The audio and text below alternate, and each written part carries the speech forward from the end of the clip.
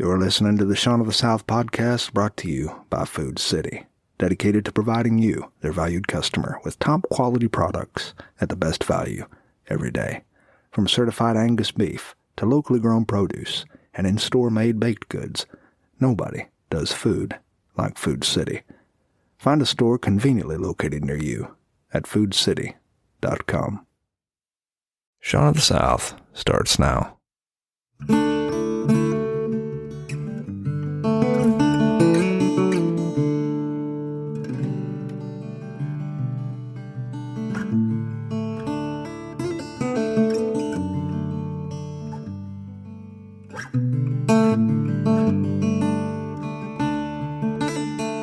This story was sent to me. I'm not going to do it justice, but I will try. It happened in Washington, the Evergreen State. It was late, and there was a woman who was about to kill herself. She was young, standing on a ledge of an overpass. She was holding a stuffed animal with hair blowing in all directions. She was really going to do it this time.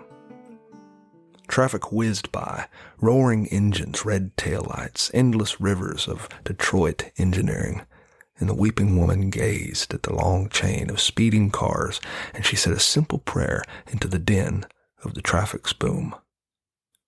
She said, "Jesus, I'm going to kill myself. So if you're real, you'll stop me. And I'm giving you 5 minutes to prove that you care about me." Meantime, across town, Officer Rob Kearney was involved in another call. He heard the radio call for the suicide attempt. He overheard one of the officers speaking over the airwaves, and there was a tone to the officer's voice that really concerned Rob.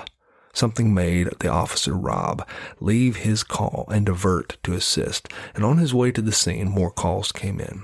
And the radio chatter was saying things like, "She's on the railing! She's gonna jump! She's gonna jump!" Officer Rob flipped on his light bar. He stamped on the gas with his high-low sirens blaring. By the time he got there were other officers on the scene, and they were all surprised. A civilian man, a stranger, had wrapped his arms around the young woman. He'd come out of nowhere, and the civilian was bear-hugging her to keep her tightly safe. She wanted to jump. She was trying to jump, but she couldn't because the stranger had his arms around her, and he wasn't letting her go. In only a few moments, officers were dragging the woman away from the railing, and she was screaming and cussing, "Let me go, you deleted mother deleteds!" Later, while sitting in Officer Rob's cruiser, when she'd calmed down, she told Officer Rob about the prayer she'd made, about how she'd asked Jesus to stop her within 5 minutes. "Well," Rob said, "it worked. He sent us, didn't he?" "Yes," she said, "but you took 6 minutes to get here." They took a brief ride in the ambulance to the hospital. The young woman was placed on a routine mental health hold. When they were en route, she and Officer Rob had a long talk.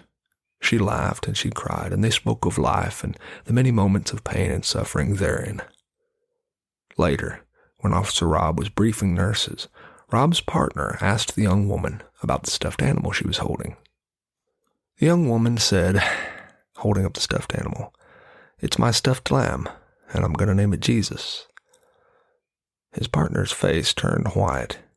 His partner wore one of those looks. It was one of those looks that originates deep in your chest and then it works its way into your eyes. "What's wrong with you?" Officer Rob asked his partner. His partner said, "Did someone already tell her?" "Tell her what?" The officer removed his notepad and read it just to make sure he was looking at his notes correctly, but there it was, written in ink. His partner read aloud. "It says here, the civilian who pulled her off the railing told the officers his name was Jesus."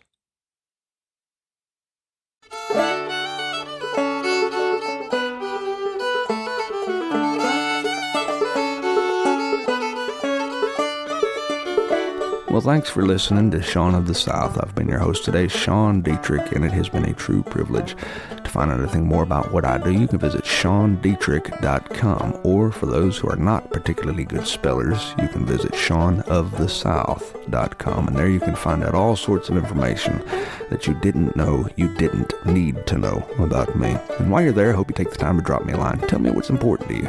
Tell me what's going on in your life. I'd like to hear it. And in case anyone hadn't told you today already, I love you. Now go say that to somebody else.